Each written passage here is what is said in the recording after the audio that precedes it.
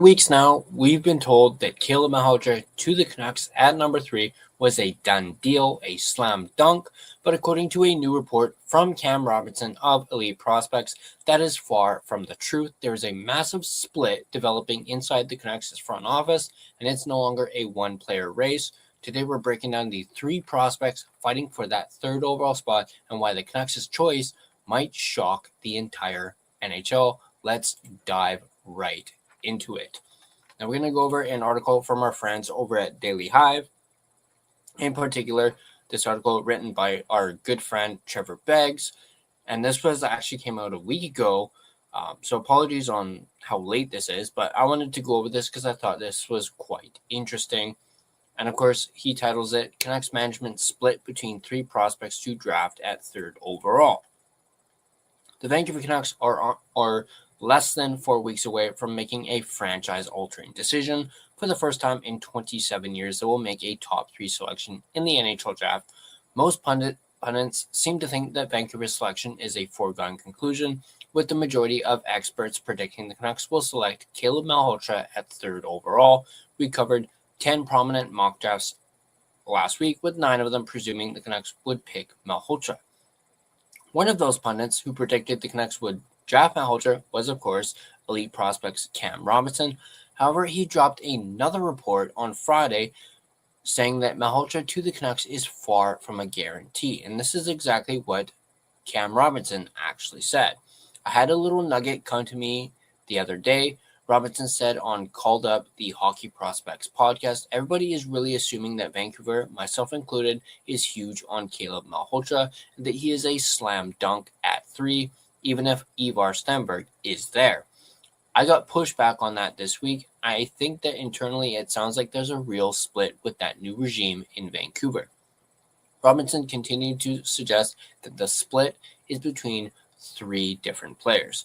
One faction of Canucks management is really pro Ivar, having him at the top of the list. One is really Caleb Malhotra, and then I think Keaton Verhoeff is still in the mix. I think Todd Harvey and some of the top scouts, they're still really liking Verhoeff. Now, of course, we've heard Ivar Stenberg and Caleb Malhotra's name, but this is the first time in a while that we've actually heard Keaton Verhoeff's name. We, of course, heard back in January that the Canucks were very interested in Keaton Verhoeff, and of course, as we all know, Verhoeff kind of fell off. Some would say he kind of got pushed back when it comes to like the rankings and whatnot. Cam Robinson himself even said he had him at 6 on his draft board. We'll see, but I don't think it's a done deal that if Ivar and Malhotra are sitting there, that it's like locked and loaded and that it's going to be Malhotra. If Stenberg is available for the Canucks at 3rd overall, he'll be a hard player to pass on. Not to mention, he'll be a hard player to pass on at number 2, something we've talked about on this channel, about the possibility of Stenberg even dropping down to 3. That is if San Jose decides not to take him at 2nd overall, and they do prefer a defenseman in that spot. For most of the season, the Swedish winger was in the conversation at 1st overall, with the debate all season long really being between him and Gavin McKenna. Of course, as of late, there's been some talk about maybe Stenberg goes number 1 and McKenna drops to 2 or even 3rd overall. But that is just speculation at that point. Stenberg had one of the most prolific seasons by a draft-eligible player in SHL history, finishing his campaign with 33 points in 43 games. Only Daniel and Henrik Sedin had more points historically among draft-eligible SHL players.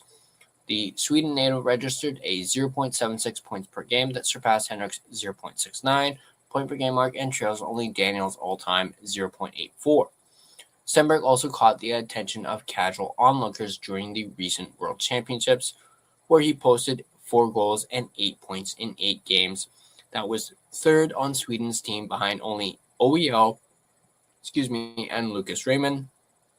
Keep in mind also, playing at the World Junior at the World Championships, Stenberg was playing against men. While Malhotra had a fantastic season in the OHL, his dominance didn't come against men like Stenberg, like we just mentioned.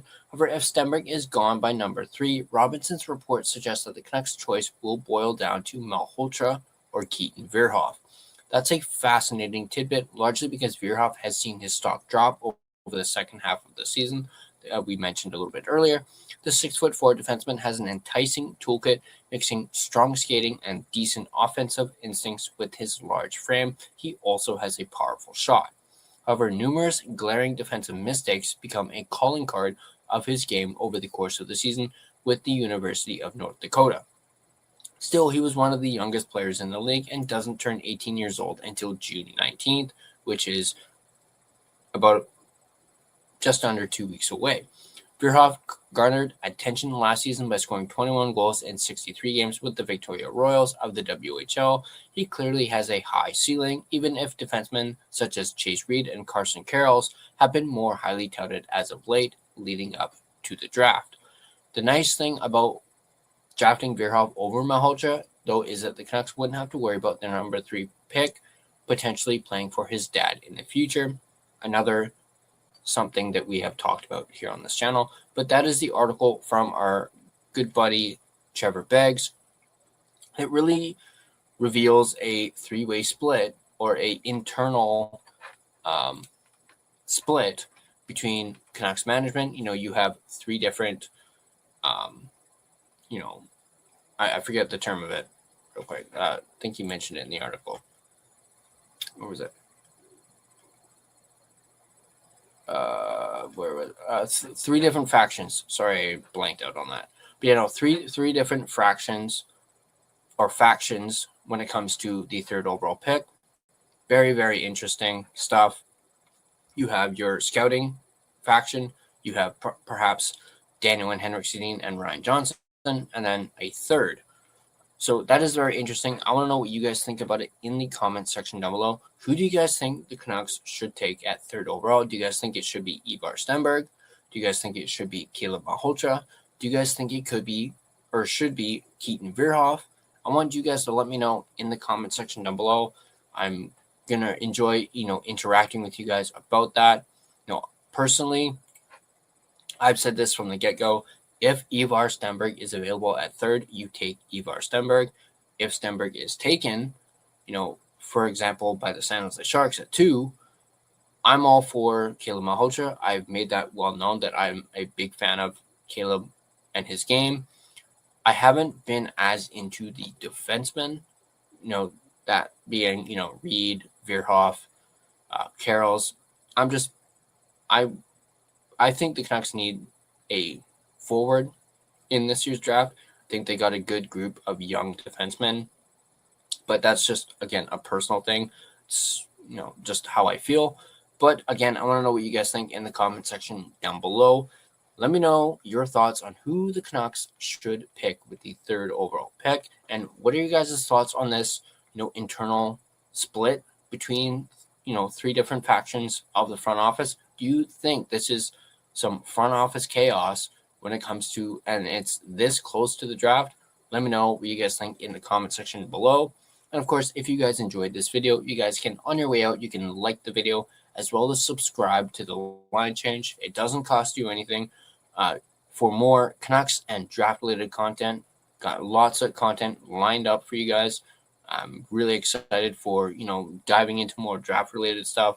You can also become a member of the Line Change and become a part of this community and receive exclusive perks, members-only videos, members-only live streams, as well as early access to videos such as like the one you are watching right now.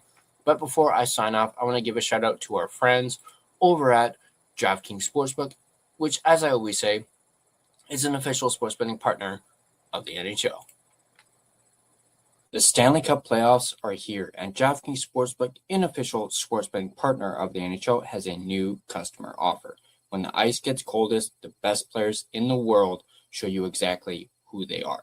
Playoff warriors turn it up round by round, and DraftKings turns it up with them from the first round all the way to the Stanley Cup final. Bet player props, bet live from the opening faceoff to the final horn. Every moment matters. New DraftKings customers bet just $5 and you'll get $100 in bonus bets instantly. Download the DraftKings Sportsbook app and use code THPN so you're ready for the moment. That's code THPN. Turn $5 into $100 in bonus bets instantly in partnership with DraftKings. The crown is yours. Gambling problem? Call 1-800-GAMBLER or 1-800-MY-RESET. New York, call 877-8-HOPE-NY or text HOPE-NY. Connecticut, call 888-789-7777 or visit ccpg.org. On behalf of Boot Hill Casino in Kansas, wager tax pass-through may apply in Illinois. 21 and over in most states, void in Ontario. Restrictions apply. Bet must win to receive bonus bets which expire in 7 days. Minimum odds required. For additional terms and responsible gaming resources, see sportsbook.draftkings.com/promos. Limited time offer. Once again, thank you guys for watching, and I'll catch you guys in the next video.